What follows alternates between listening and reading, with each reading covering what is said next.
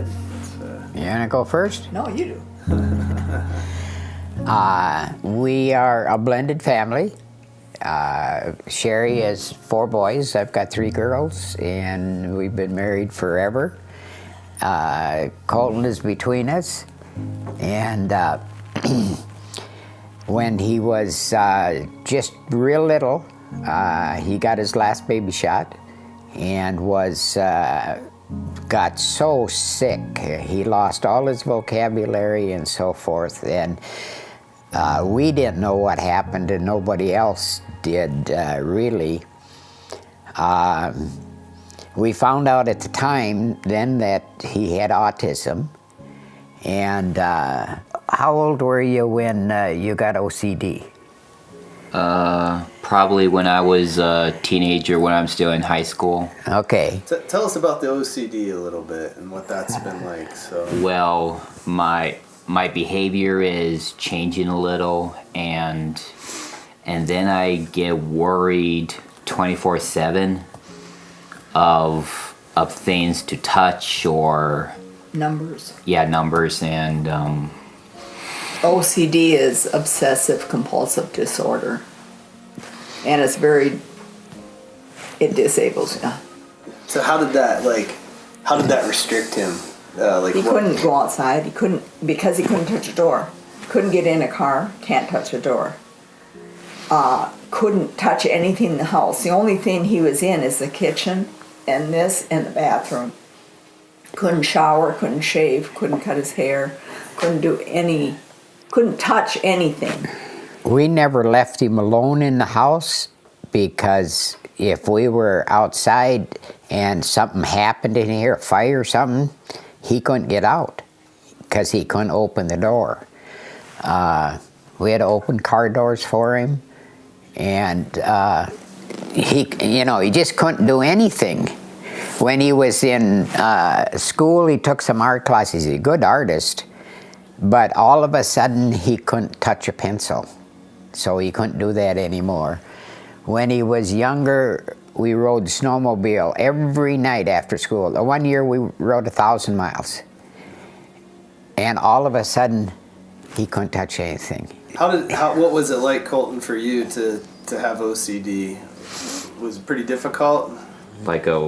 like I'm helpless, useless. Like, I really want to help my parents when they're hurt, and well, sometimes I get mad at myself. I can't even do anything to help them. And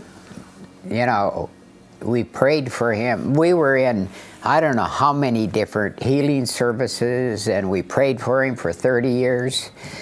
I don't know about Sherry, but I got to the point I didn't think God cared. And then, do you want to tell them about the communion? Yeah, so tell us about what happened. It was about 4 months ago, and he had never taken communion, but he would take it in his imagination.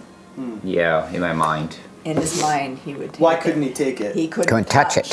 He couldn't the touch bread it. and cup. It's because of the meals, because I stopped doing on snacks and treats. And it's food. Yeah. Food, so Yeah. He just physically could not touch communion. Because he never ever ate any cookies, cakes, candy, never. All of a sudden, he got up. They were a ways behind us. He got up and went back to them and got a communion. Got the Came bread back and the cup. And sat down and took communion. That was about 4 months ago. And it has just, from that moment on, it has just changed. He made this list, and it was as long as this table here. Is this a list of things that he could? So it was Of things that he wanted to correct. Okay. And from that time, every day, he does something that he has never been able to do before. One Sunday we was getting ready for church, and I said, "Where's Coltin?" Because we had to hand him his coat and then open the door for him, and then we'd follow him outside and open the car door. Sherry says, "He's in the car." He had got his own coat. had opened the back door. We no longer have to worry about that. Got in the car. And I mean, these things don't seem major, but they are major because he could never do that before. And one of the things that is really important is that when he feels like he's starting to melt down and feels like he's starting to panic, we pray. I mean, that's the power. That's the thing that gives you power and peace. All these things that we're talking about, he could never do. At Christmas time, we have a tablecloth on the table, and we encourage people to just write whatever they want to write. And from year to year, we keep putting the same tablecloth on, because when the family comes and so forth, yeah. He wrote on there, "I got my Christmas miracle." I am Coltin Swenson. Thank you for praying for me. I never realized I'm surrounded by great people who loved me, who helped me, and who wants to be my friend. I've had a tough time with my OCD, but my prayers and yours have been answered. My parents are so happy. I never got to do stuff for many years.